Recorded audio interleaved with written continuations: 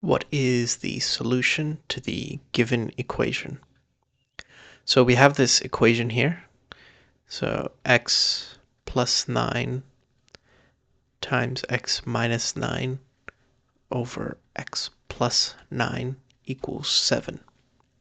So just looking at the left-hand side here, we see that in the numerator we have this x plus 9 term, and we have an x plus 9 in the denominator. So what we can do is cancel these two out. And when we cancel them out, we'll be left with x minus 9 equals 7. So now we can just add 9 to both sides of the equation. So we'll have x equals 7 plus 9, which is equal to 16. So that means the value of x is 16, which is answer choice C.